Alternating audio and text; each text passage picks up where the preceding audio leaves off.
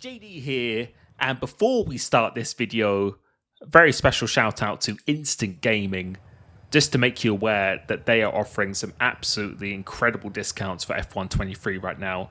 Since this is release day, this might be of interest to many people. Also, the Champions Edition is significantly cheaper found anywhere else.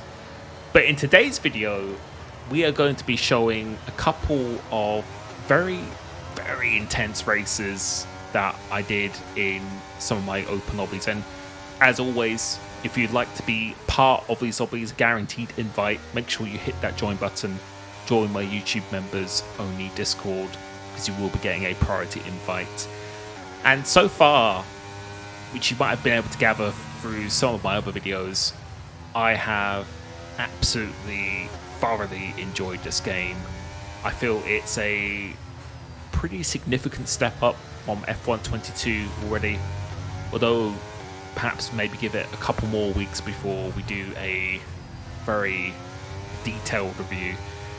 But first impressions, it's not even in the same category and kind of gives me the vibes of like 2018-2020 in terms of how the handling feels and how just really excited I am to actually play the game. But there are a couple things that I think do need to be fixed, and as always, please post down below what your experiences have been so far, especially since it's now release day.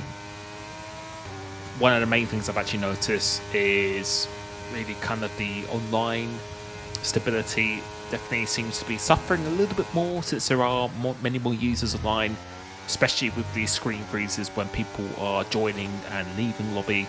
Also a little bit of the loading times, which kind of feels a bit familiar to F1 22. And I know this year isn't going to be the year where we have the significant upgrades in terms of the servers and everything. That's really in the works for F1 24. But I do think that's something that does need to be addressed and really does need to be the main focus in the future. In terms of other aspects of the game that I think they could fix is definitely the balancing between the overtake button, the ERS, and the DRS, slipstream, dirty air. I do feel that the DRS is maybe a little bit too powerful, and I also still feel the overtake button is still too powerful as well, and it's not incredibly punishing to use it and abuse it. And that's kind of the problem when you're racing in 5-app lobbies such as this. If someone's just spamming the ERS behind you, then you have absolutely no choice but to use it, and then you're just going to lose track position. But obviously in a league racing scenario where you're against more people on an equal playing field to yourself, you're going to have to be a little bit more strategic. But really, apart from maybe the screen freezes, stability, loading times, and a bit of the better balancing between the ERS and DRS, and again, let me know what your thoughts are on that. Everything else just feels absolutely incredible. The handling is, I just really like it. I love how you can feel the weight of the car. The force feedback just feels incredible, and someone corrected me quite rightly that this is the GT DD Pro, not the CSL DD, because I've got the little more powerful version than a typical CSL DD. And a lot of people have asked me why I changed from a DD1 to this. Why would you do that?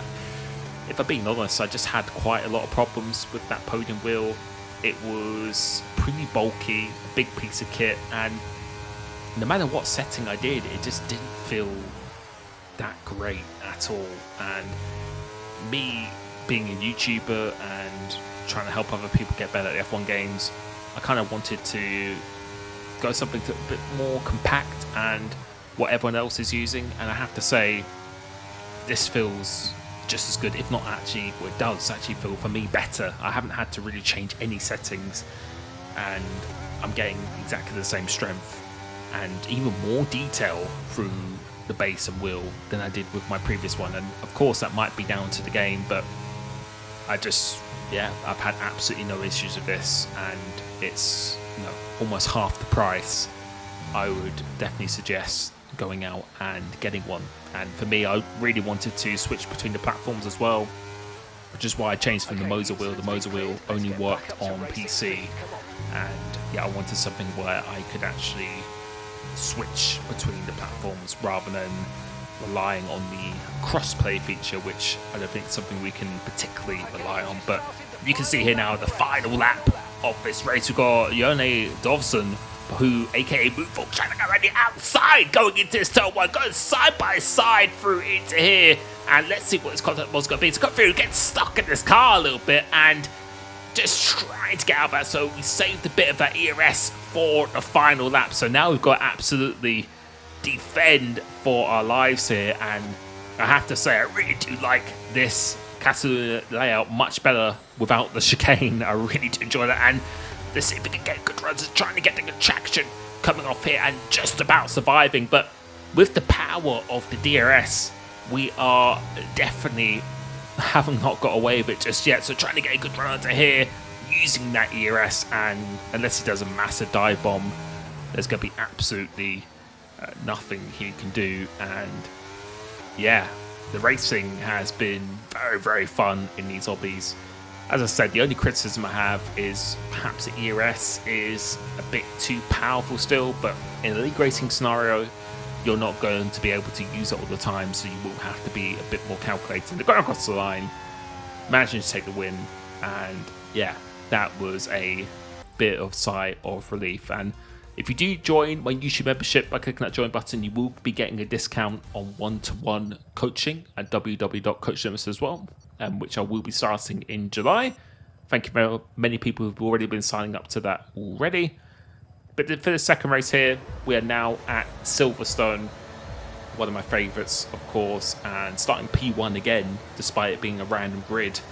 And let's see what we can do here. So trying to get a good start, which we do. You can pretty much put it to 50% throttle and get a really good start on this game. And yeah, this race here felt like a bit of a go-kart race in terms of how close it was. And you will also see how powerful the DRS and the overtake button actually is.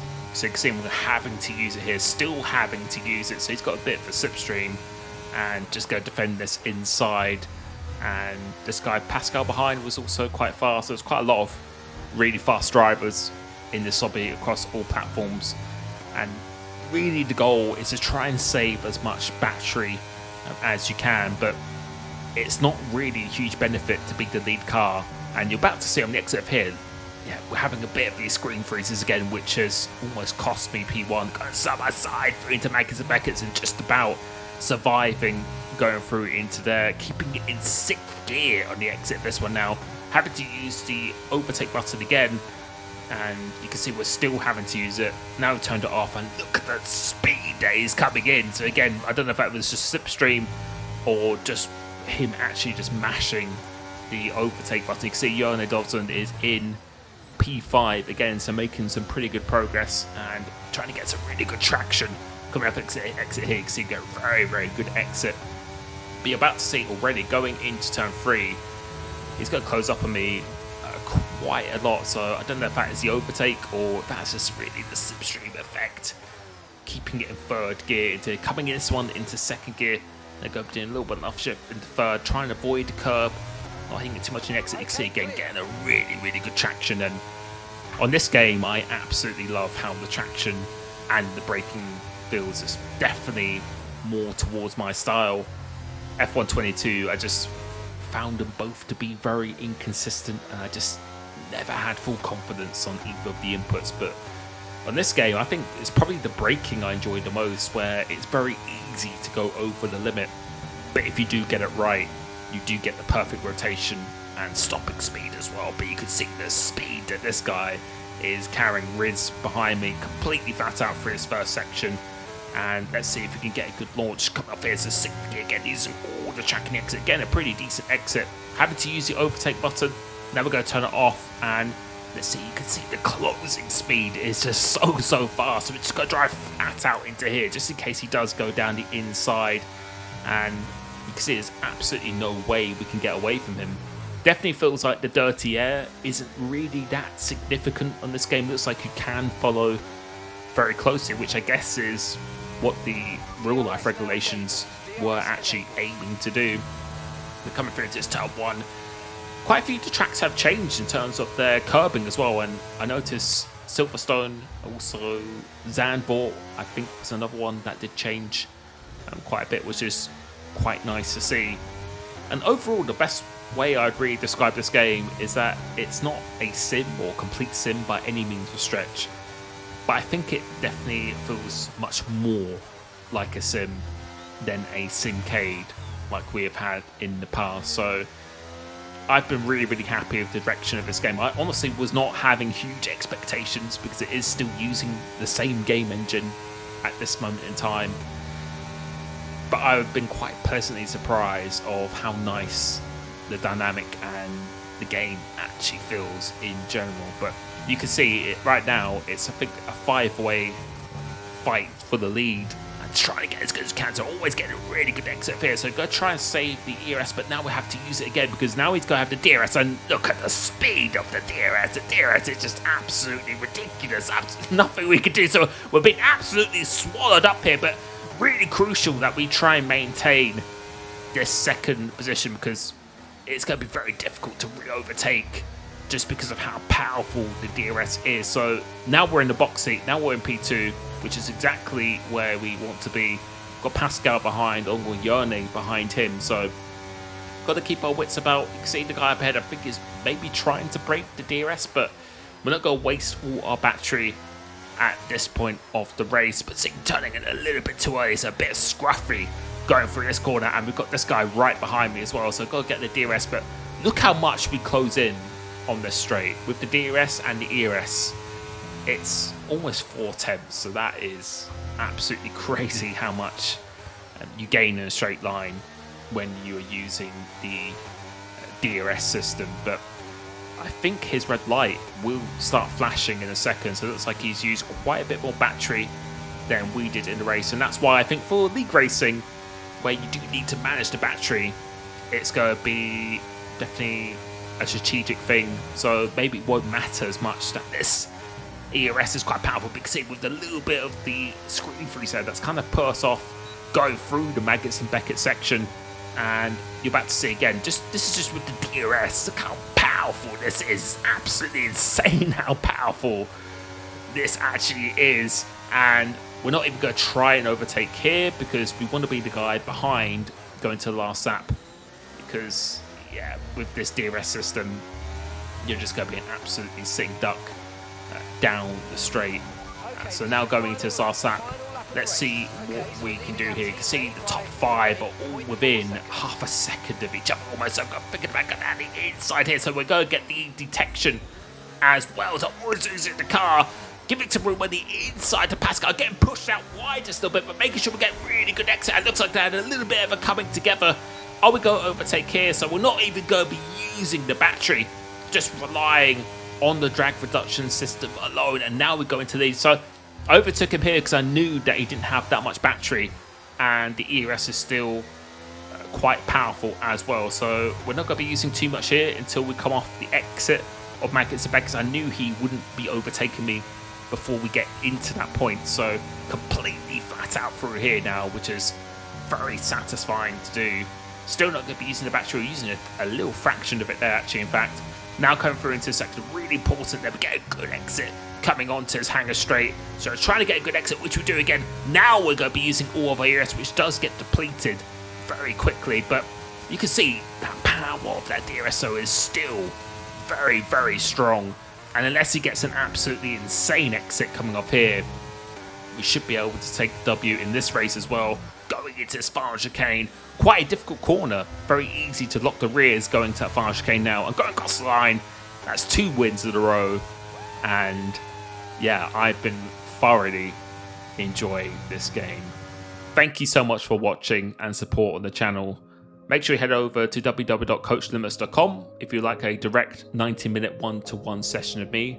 Those have now opened from July. Make sure you hit the join button if you'd like to be part of these hobbies, and a discount on coaching, access to my updated setups. And I will be catching you very, very soon. Peace.